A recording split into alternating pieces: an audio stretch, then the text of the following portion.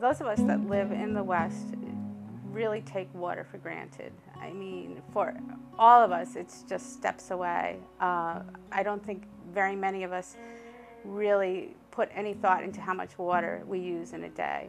I wasn't really aware that there are people who didn't have access to clean drinking water. It was something I certainly took for granted all my life up until 3 or 4 years ago, as I became aware of what was happening in Africa. I think that it's something that everyone should have access to, and that no matter where you are, that you should always feel that you can have clean drinking water for your family.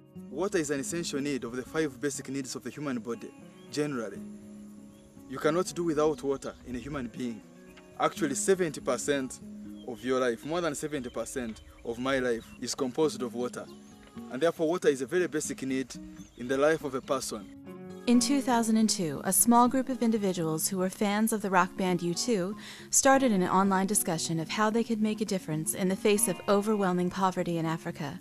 I was part of an online community on the internet that met and talked about music. Well, I think what initially inspired us as a whole, we were all made aware of the issues that were going on in Africa by a documentary that we saw that U2's Bono was in.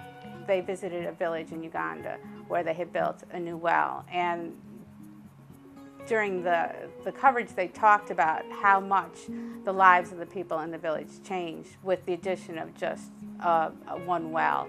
And for those of us that were there at the beginning, I think that stood out for us, that it was something that we could actually get our hands around and do. It wasn't so overwhelming that 10 people couldn't come up with enough money to do something like that. So it started off as kind of a one-off project that quickly grew into something that was much more. I think a lot of it is this idea of seeing things grow from like a grassroots, totally,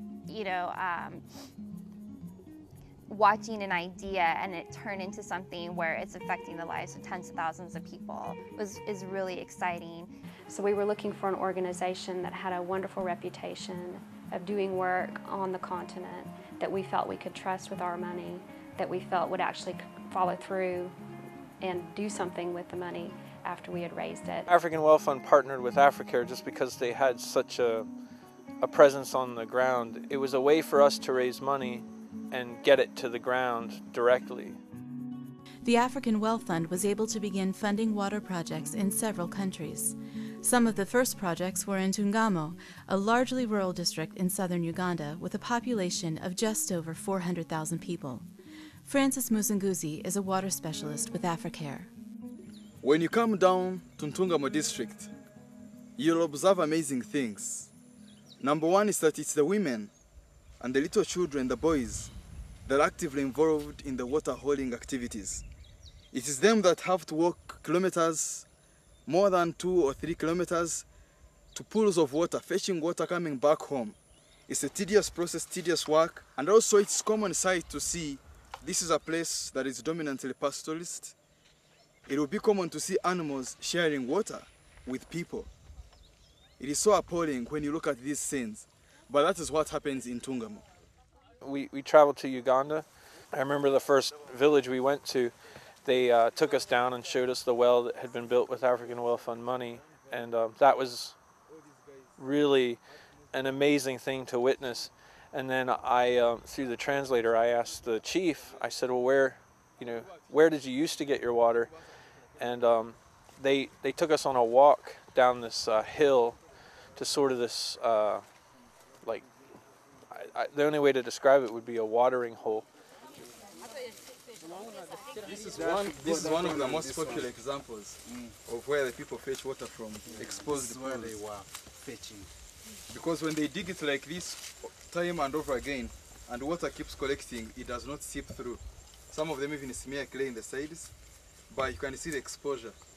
Somebody fishes from where I'm standing right now. So that's a kind of example.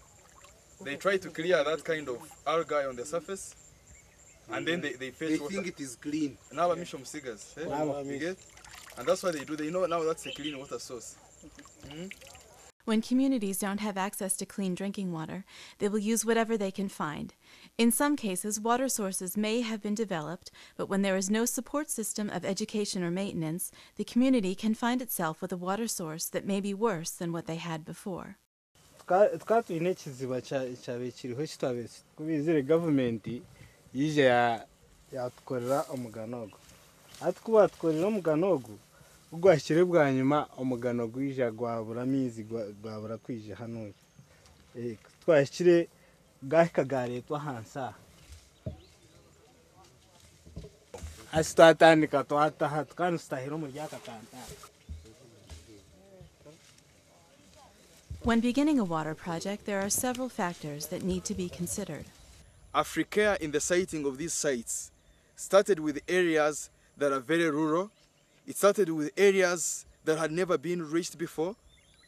There are many places in town where we would have decided to locate these projects, but we said, let's us go where others have not gone. Let's go to people that have not been reached. Let's go to where need is felt most. And that is where the Africa World Fund addresses the sentiments of people, where need is felt most. After deciding on a site for development, it is then determined what type of water project would be most useful and sustainable. An average person here lives on less than $1 per day. That is very little money to maintain a big system. If we are going to drill rigs here or create electric pumps or start here maybe diesel engine generators that can pump water hundreds of kilometers away, they could not be able, or they may not be able to maintain such a system. So Africa has worked with Ntungamo district leadership and also leaders in the local communities. Together with the technical skills that we have got, I personally have got training in water engineering, and we have come down with manageable, affordable technologies that can be put in the communities, and the community can be able to maintain these technologies. When we finish the construction of this water well, Africa, together with the community, and then the Ntungamo district health team, mobilizes this same community that are benefiting from a given well to form what we call a water user committee.